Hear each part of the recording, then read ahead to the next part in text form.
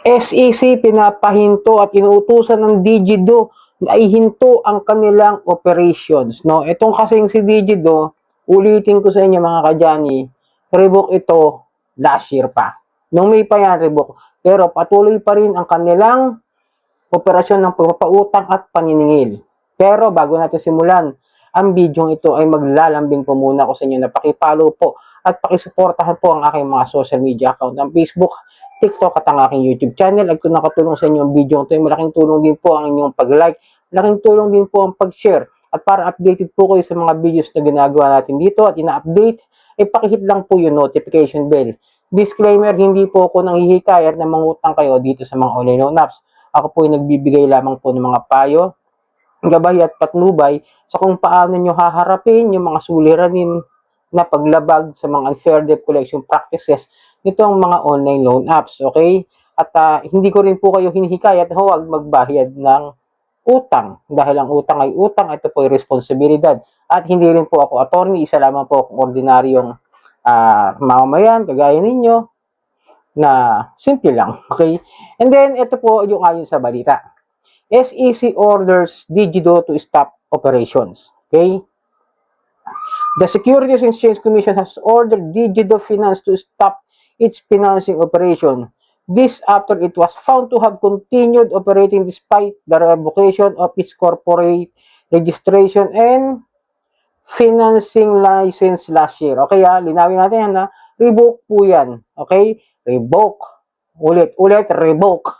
Kaya kung siya nagpapautang pa rin hanggang ngayon, tandaan nyo, wala yung lisensya na magpautang at maningil sa panahong nung nakaraang taon pa, nung May. Okay? Linawin natin na ha. Then, ito po, sa order ng SEC ito, ayon sa Financing and Lending Companies Department ng SEC, hinuhold ang Digido na administrator liable for sa paglabag dito sa kanilang Financing Company Act. Okay? Yun na, shortcut lang natin para mas maintindihan niyo. Medyo mahaba kasi itong balitang ito. Then, sila ay pinag-penalize for non-compliance with lawful SEC orders at sila ay pinagmumulta ng halagang 600,000. Bali, bawat isang may-ari o sabihin natin CEO, President, Vice President, mga ganon, kung sino mga may hawak dito sa kumpanyang ito ay pinagmulta ng tigi 100,000 piso at halos 600,000 na multa. Okay? At ito po kasi nga, kaya naman daw na patuloy na tawag doon na nag-ooperate itong si Digido ay dahil nakikipag-argumento pa rin sila na hindi pa raw ito yung final na order ng revocation. So, pinipilit nila, kumbaga, sinisiksik nila sa kanilang ipinaglalaban itong si Digido na hindi naman daw finalize yung revocation order. Pero iginiit pa rin ng SEC o ng FLCD o yung Financing and Lending company department, okay, na nire-reject nila yung claim na yon. Ibig sabihin, hindi sila pinapahintulutang mag-operate kahit na umaapila sila. Kahit may apila sila, as long as yung apila na yun hindi pa rin tinatanggap ng SEC, wala pa rin silang karapatang mag-operate online na magpautang at maningil sa mga panahon na yon. So, ibig sabihin, they are illegally operating. Okay, then, ito, patuloy nga raw na nag-ooperate at ang ginagawa nila nung nag-imbestiga raw ang SEC, na nalaman nila na sila ay patuloy na nagseserbisyo at nangongolekta, nagpapautang gamit itong si Fingertip Finance Corporation. Alam niyo si Fingertip?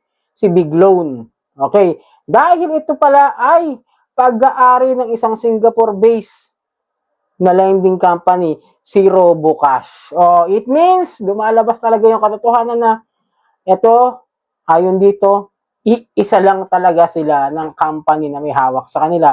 Guriin mo, nasa Singapore na si Robocash, siya ay nagpopondo raw. Ayon dito sa balitang ito, si Robocash ay nagpopondo dito kay Fingertip Finance na si Big Loan. Tapos, ito naman si Digido is, ang ginagawa is, yun, nagpapautang pa rin, gamit siguro yung mga website o yung mga something na, kung ano na, nakita ko pa nga ito sa Play Store na nakaraan, meron silang bagong apps na Digido Smart loan yata yun, if I remember it correctly. Medyo sinilip ko siya kasi nung pagbukas ko, iba-ibang online na doon. Kumbaga para siyang loan broker, no? Hindi siya talaga legit na si Digido yung ginamit nila, okay? So yun, eto nga, dahil nga rito sa balitang ito, paalaala lang, pag kayo sinisingil, itong si Digido, yung time na na-revoke siya, ito maaari niyong gawin. Pwede lang mapapayo ko sa inyo kapag kayo sinisingil ni Digido, tapos si Biglo yung naniningil, nagte-text si Biglo, pupuntahan kayo sa bahay, sabihin nyo na may order ang SEC na bawal sila mag-operate. Ngayon, kung kinukulit nila kayo at pinipilit kayo magbayad, pumunta kayo sa SEC na pinakamalapit sa inyo. Either depende na lang yan kung ano magiging desisyon ng SEC sa kung ano yung dapat nyo bayaran. Pero para sa akin, pag ito pumunta, example ako, napunta sa puntahan ako niya may utang ako kunwari kay Digido. Pero may utang naman talaga ako dyan. Tapos siningil ako ni Big Loan. Pero yung time na yon, yung utang ko na yon, as before, ma-revoke. Okay malinaw ha? Pwede nila ako singilin. Pero kakausapin ko sila na hindi sila pwedeng basta-basta pautang gamit maningil ng pautang gamit si Big Loan. Kasi ang usapan si Digido ako may utang eh. Tapos sa papasingil nila si Fingertip, si Big Loan, di ba? Parang lumalabas tuloy na ano to, lokohan.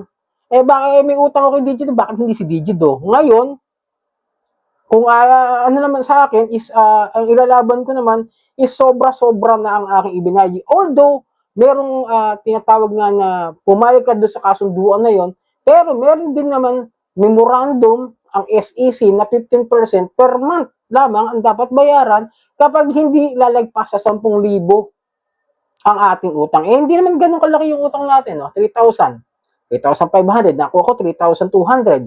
So, nabayaran ko siya ng almost 5,500. Halos doble ng aking inutang. At kaya, sabi ko nga sa inyo, tamo, hindi sila makapag-file ng tawag doon, ng small claims sa akin. Dahil alam nila sa sarili nila na hindi papabor ang korte kung ganitong klase ng interest ang ipapataw nila sa pagpapautang. Kasi may nilalabag na sila doon sa order na memo ng BSP na meron silang 15% per month at inangkop o inadapt ng SEC yung 15%. Kaya nagkaroon ng panuntunan sa tamang interest na ibibigay nila. Okay? So wala akong masamang tinapay. No? Kung gusto nila ako singilin nila ako. Pero mag-usap na lang kami sa legal. Kasi kung pipilitin na magbayad pa rin ako 3,500, parang unfair naman din para sa akin yung kahit na alam ko sa sarili ko na sobra-sobra na ibinayad ko. Yun lang naman po ang pinupoint ko, no? Pagkatapos, nag-ooperate pa rin sila. During the time na they are revoked, di ba? Parang medyo matigas na talaga yung ulo nitong company na to na mag-operate pa rin kahit alam nila sarili nilang wala silang lisensya na magpautang at lisensya magpaningil. Tapos gagamit sila ng ibang mga company na yung pala kanila rin.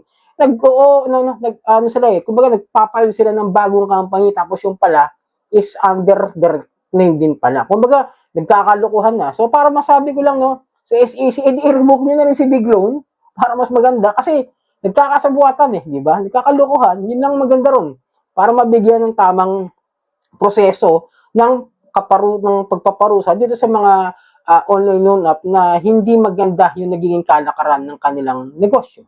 Okay? So, sana nakatulong ang video ito. Muli, maglalambing ako sa inyo. Pakipollow po ang aking mga social media account. Ang Facebook, TikTok at ang aking YouTube. Maraming po salamat sa ulitin.